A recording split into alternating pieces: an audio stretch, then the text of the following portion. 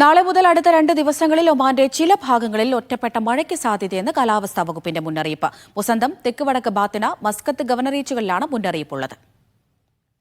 December 24 മുതൽ 26 വരെ ഒമാന്റെ വടക്കൻ ഗവർണറേറ്റുകളിലെ ചില ഭാഗങ്ങളെ ന്യൂനമർദ്ദം ബാധിക്കുമെന്നാണ് കാലാവസ്ഥാ നിരീക്ഷണ കേന്ദ്രത്തിന്റെ മുന്നറിയിപ്പുള്ളത്.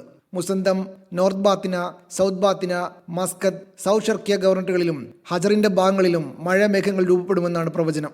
ഇത് വ്യത്യസ്ത തീവ്രതയോടെ ഒറ്റപ്പെട്ട മഴയ്ക്ക് കാരണമാകുമെന്നും അധികൃതർ മുന്നറിയിപ്പ് നൽകുന്നുണ്ട്.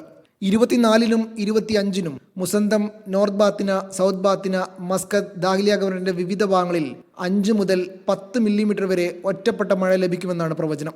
20 നോട്ട് വേഗതയിൽ കാറ്റുണ്ടായേക്കുമെന്നും പറയുന്നുണ്ട്.